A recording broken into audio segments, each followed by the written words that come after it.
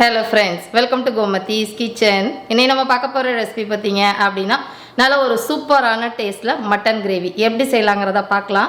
இன்றைக்கி செஞ்சுருக்கிற mutton gravy பார்த்தீங்க அப்படின்னா ரொம்ப ஒரு ஈஸியான மெத்தடில் ரொம்ப நல்லா டேஸ்ட்டாகவே இருக்குங்க. இது ஒரு பேச்சுலர் ஸ்பெஷல் ரெசிபின்னு சொல்லலாம். இந்த கிரேவியை நல்லா ஒரு சுட சுட சாதத்தில் பிசைஞ்சு சாப்பிட்றதுக்கும் சரி, எல்லா வகையான டிஃபனுக்குமே சைட் டிஷ்ஷாக எடுத்துக்கலாம். இப்போ வாங்க இந்த மட்டன் கிரேவி எப்படி செய்யலாங்கிறத பார்க்கலாம். கோமதிஸ் கிச்சனை சப்ஸ்கிரைப் பண்ணாதவங்க சப்ஸ்கிரைப் பட்டனை ப்ரெஸ் பண்ணிக்கோங்க.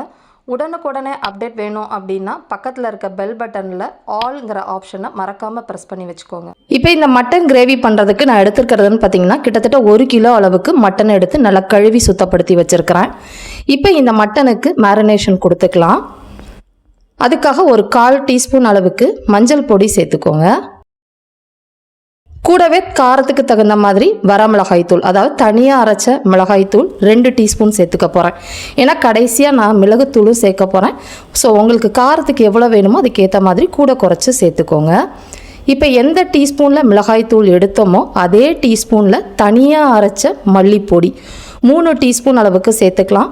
1 டீஸ்பூன் மிளகாய்த்தூளுக்கு 1 டீஸ்பூன் மல்லிப்பொடின்னு கிடக்கு. நம்ம மிளகுத்தூளும் 1 டீஸ்பூன் சேர்க்கறதுனால 1 டீஸ்பூன் மல்லித்தூள் அதுக்கும் சேர்த்துருக்குறேன். கூடவே 1 டீஸ்பூன் அளவுக்கு சீரகத்தூள் சேர்த்துக்கலாம். அடுத்ததாக 1/2 டீஸ்பூன் அளவுக்கு சோம்பு பொடி சேர்த்துக்கோங்க. இப்போ இந்த மட்டன் மேரினேஷனுக்கு தேவையான அளவு உப்பு மட்டும் இப்போ சேர்த்துக்கலாம். 1 டீஸ்பூன் பொடி உப்பு சேர்த்துருக்கிறேன். கல் உப்பு அப்படி அப்படின்னா ஒரு 1/2 டேபிள் ஸ்பூன் சேர்த்துக்கோங்க. ஒரு 1/2 டேபிள் ஸ்பூன் அளவுக்கு இஞ்சி பூண்டு விழுது 2 அளவுமே சரிசமமாக எடுத்துக்கணும். இஞ்சி பூண்டு, அதாவது 4 பல்லு பூண்டு எடுத்தோம்னா 2 இன்ச் அளவுக்கு இஞ்சி எடுத்து பேஸ்ட் ஆக்கி சேர்த்துருக்கிறேன். கூடவே 1 டேபிள் ஸ்பூன் அளவுக்கு நல்ல கெட்டியான தயிராக சேர்த்துக்கோங்க. தண்ணியாக இருந்துச்சுன்னா 2 டேபிள் ஸ்பூன் சேர்த்துக்கோங்க, சரியாக இருக்கும். இப்போ இது எல்லாத்தையுமே நல்லா கொஞ்சம் மட்டனில் அழுத்தம் கொடுத்து பெசறி விடுங்க. மட்டனை கழுவுனதுக்கப்புறம் எக்ஸ்ட்ரா எதுவும் தண்ணி இல்லாமல் வடிச்சிட்டு இந்த மேரினேஷன் கொடுத்தீங்கன்னா மட்டனோட டேஸ்ட் உங்களுக்கு நல்லாயிருக்கும். இந்த மாதிரி பரட்டினதுக்கு அப்புறமா ஒரு ஃப்ரிட்ஜில் ஒரு 1/2 மணி நேரமோ இல்லை வெளியில் ஒரு 15 நிமிஷம் வச்சுக்கோங்க. அதுக்கப்புறம் செய்ய ஆரம்பிக்கலாம். இப்போ இந்த மட்டன் கிரேவி குக்கரில் 1 பாட் ரெசிபி தாங்க செய்ய போகிறோம். அதுக்கு குக்கரை வச்சுருக்கிறேன். இதில் ஒரு 1/2 டேபிள் ஸ்பூன் அளவுக்கு கடலெண்ணெய் அப்படி இல்லைன்னா நல்லெண்ணெய் சேர்த்துக்கோங்க. டேஸ்ட் நல்லாயிருக்கும். இப்போ எண்ணெய் காஞ்சதுக்கு அப்புறமா பட்டை 3 பீஸ் பெருசாக சேர்த்துருக்குறேன். அடுத்தது 5 கிராம்பு, ஒரே பாதி நட்சத்திர சோம்பு தாங்க சேர்த்துருக்குறேன், முழுசாக கூட சேர்க்கலை. அடுத்ததாக ஒரே ஒரு பச்சை ஏலக்காய், 1 டீஸ்பூன் அளவுக்கு கல்பாசி, 1 பிரிஞ்சி இலை சேர்த்துக்கலாம்.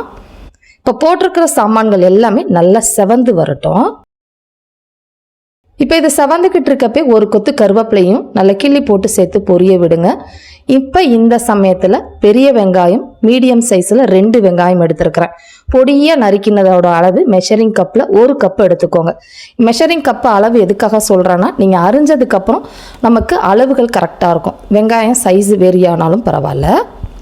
இப்போ இந்த வெங்காயம் நல்லா ஓரளவு வெந்து லைட்டாக பொன்னிறமாக வதங்கி இந்த அளவுக்கு வந்ததுக்கப்புறமா இப்போ இதில் நம்ம மேரினேட் பண்ணி வச்சுருக்கிற மட்டனை சேர்த்துக்கலாம். மட்டன் போட்டதுக்கப்புறம் தண்ணிலாம் எதுவுமே ஊற்றாதீங்க. அடுப்பை சிம்மில் வச்சுட்டு நல்லா பெரட்டி விடுங்க. இந்த எண்ணெயிலேயே பெரட்டுறப்ப நல்ல மட்டன்லாம் உருண்டு உங்களுக்கு வரும். இது வதக்கவே இந்த மட்டன்லேருந்து உங்களுக்கு தண்ணி விட்டு வதங்கி வருங்க. இப்போ பார்த்தீங்கன்னா ஒரு 5-6 நிமிஷமாக மீடியம் ஃப்ளேமில் வதக்கியிருந்தேன். அந்த மட்டன்லேருந்தே தண்ணி விட்டு மட்டன்லாம் நல்லா உருண்டு வந்திருக்கு பார்த்தீங்களா, இந்த அளவுக்கு வதங்கினா போதும். இப்போ இந்த சமயத்தில் தக்காளி பழம் சேர்த்துக்கலாம். 2 மீடியம் சைஸ் தக்காளி இந்த சைஸில் நறுக்கினது மெஷரிங் கப்பில் 1 கப் அளவுக்கு சேர்த்துருக்குறேன். இப்போ இந்த தக்காளி அதே மாதிரி மட்டனோட சேர்ந்து கொஞ்ச நேரம் அந்த தக்காளி வேகிற அளவுக்கு மட்டும் வதக்கிக்கோங்க. இப்போ பார்த்தீங்கன்னா ஓரளவு வதங்கி வந்துருச்சு. இந்த மாதிரி மட்டன் வதங்கினதுக்கப்புறம் தக்காளி போடுறப்ப உங்களுக்கு மட்டன் நல்லா சாஃப்டாக இருக்கும். அதனால தான் இந்த சமயம் சேர்த்தேன். இந்த மாதிரி தக்காளி வெந்ததுக்கு அப்புறமா வேகிற அளவுக்கு தண்ணி சேர்த்துக்கலாம். தண்ணி அதிகமாக சேர்க்க வேண்டாம். இதுக்கு 1 கப் அளவுக்கு சேர்த்தா போதும். அதாவது நீங்கள் எந்த குக்கரில் வேக வைக்க போகிறீங்களோ அதில் மட்டன் முழுகிற அளவுக்கு மட்டும் தண்ணி சேர்த்துக்கோங்க. ஏன்னா அந்த மட்டன் வேக அந்த மட்டன்லேருந்து உங்களுக்கு தண்ணி விட்டு வரும். இப்போ இது எல்லாம் நல்லா கலந்ததுக்கப்புறம் உப்பு செக் பண்ணி பார்த்தேங்க. எனக்கு கொஞ்சம் உப்பு கம்மியாக இருக்கிற மாதிரி இருக்குது. அதனால் நம்ம ஏற்கனவே மட்டனுக்காக தான் நம்ம மேரினேஷனுக்கு உப்பு போட்டோம். இப்போ இந்த கிரேவிக்கு ஒரு 1/2 டீஸ்பூன், மொத்தமாகவே 1.5 டீஸ்பூன் உப்பு போட்டிங்கன்னா உங்களுக்கு சரியாக இருக்கும். இப்போ இதெல்லாம் நல்லா கலந்து விட்டுட்டு வேக வச்சுக்கலாம். அதுக்கு குக்கரை மூடிக்கோங்க. நிறைய பேர் வந்து குக்கரை ப்ரெஷர் மூடுறப்ப பேச்சுலராக இருக்கப்ப அதில் இருக்க மேலே இருக்க அந்த ஹோலில் அடைப்பெல்லாம் இல்லாமல் இருக்கான்னு ஒரு தடவை செக் பண்ணிவிட்டு பண்ணிக்கோங்க. நல்லா ஒரு தடவை ஊதிட்டோ இல்லை குச்சியை வச்சு நல்லா குத்திட்டோ பார்த்துக்கோங்க. அதுக்கப்புறமா வெயிட் வச்சுட்டு மீடியம் ஃப்ளேமில் 5லேருந்து 7 விசில் நல்லா வேக விடுங்க. இப்போ பார்த்தீங்கன்னா நான் வந்து ஒரு 6 விசில் வச்சுருந்தேன். ப்ரெஷர் நல்லா ஓரளவு ரிலீஸ் ஆகிடுச்சு. ஓப்பன் பண்ணி பார்த்துடலாம். இப்போ பார்த்தீங்கன்னா நல்ல தகன்னு மட்டன் கிரேவி கொதிச்சு வந்திருக்கும். மட்டனை ஒரு தடவை எடுத்து செக் பண்ணி பாருங்கள். சப்போஸ் வேகலை அப்படின்னா இன்னும் கொஞ்சம் நேரம் 2 விசிலோ 3 விசிலோ விட்டுக்கோங்க. இப்போ நான் ஒரு மட்டனை எடுத்து செக் பண்ணி பார்க்குறேன். இங்கே வந்து பார்த்திங்கன்னா பேபி கோட்டு தான் கிடைக்கும். அதனால் நல்லாவே எனக்கு பக்குவமாக வெந்துருச்சு. இந்த அளவுக்கு வெந்தால் போதும். இப்போ திரும்ப அடுப்பை ஆன் பண்ணி கிரேவி கொஞ்சம் திக்காகிற அளவுக்கு கொதிக்க விடலாம். ஏன்னா தண்ணியாக இருக்குது நமக்கு. நம்ம இதில் வந்து இன்றைக்கி தேங்காவோ எதுவுமே அரைச்சி ஊற்ற போகிறது கிடையாது. இந்த மாதிரி கொதிச்சிக்கிட்டு இருக்கப்ப இந்த சமயத்தில் தான் கரம் மசாலா பொடி சேர்க்கணும். முன்னாடியே சேர்த்துறதை விட இந்த மாதிரி கடைசியாக சேர்க்குறப்ப வாசனை உங்களுக்கு நல்லாயிருக்கும். 1 டீஸ்பூன் சேர்த்தா போதும். அடுத்ததாக பார்த்திங்கன்னா நான் மிளகுத்தூள் சேர்க்க போகிறேன்னு சொன்னேன் இல்லையா, அது உங்களுக்கு காரத்துக்கு தகுந்த மாதிரி மிளகுத்தூள் நான் 1 டீஸ்பூன் சேர்த்துருக்கிறேன். மிளகுத்தூளும் கடைசியாக தான் போடணும்.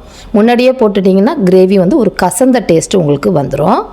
இப்போ இதையெல்லாம் சேர்ந்து இந்த கிரேவி உங்களுக்கு எந்த கன்சிஸ்டன்சியில் வேணுமோ அதுக்கேற்ற மாதிரி கொதிக்க விட்டுக்கோங்க.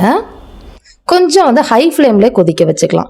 இப்போ பார்த்தீங்கன்னா ஒரு 5 நிமிஷத்தில் ஹை ஃப்ளேமில் நல்லா கொதிச்சு கிரேவி வந்து ரெடி ஆகிடுச்சு. நான் வந்து கொஞ்சம் இன்றைக்கி கெட்டியாக பிரியாணியோட சாப்பிட்றதுக்காக செஞ்சுருக்குறேங்க. நீங்கள் இட்லி தோசைனா இன்னும் கொஞ்சம் தண்ணியாக கூட இறக்கிக்கலாம். இப்போ கடைசியாக இதில் பொடியாக நறுக்கினா கொத்தமல்லி, வேணும்னா டிஃபனுக்கு சாப்பிட்றப்ப புதினா இலைகள் கூட சேர்த்துக்கலாம். ரொம்ப நல்லாயிருக்கும். அடுத்ததாக பார்த்திங்கன்னா அடுப்பை ஆஃப் பண்ண போகிறதுக்கு முன்னாடி 1 டீஸ்பூன் அளவுக்கு எலுமிச்சம்பழ சாறு சேர்க்கணும். எலுமிச்சம்பழ சாறு ஊற்றினதுக்கப்புறம் கொதிக்க வைக்காதீங்க, கிரேவி ரொம்ப கசந்து போயிடும். அடுத்ததாக ஒரு 1/2 டீஸ்பூன் அளவுக்கு நெய். இது வந்து முழுக்க ஆப்ஷனலுங்க. இது போடணும்னு அவசியம் கிடையாது. பட் கடைசியாக போடுறப்ப ரொம்ப நல்லா ருசியாக இருக்கும். இப்போ இதெல்லாம் நல்லா கலந்து விட்டுட்டோம் அப்படின்னா நல்ல ஒரு சூப்பரான டேஸ்ட்டில் மட்டன் கிரேவி ரெடி ஆகிடுச்சு. இந்த கிரேவியை பிரியாணியோட சைட் டிஷ்ஷாக வச்சுக்கலாம். எல்லா வகையான டிஃபனுக்கும் வச்சு சாப்பிட்றப்ப செம்ம டேஸ்ட்டாக இருக்கும். இதே மாதிரி அளவுகளோட இந்த மட்டன் கிரேவியை நீங்களும் செஞ்சு பாருங்கள். செஞ்சு பார்த்துட்டு எப்படி இருக்குது அப்படிங்கிறத கமெண்ட் பண்ணுங்கள்.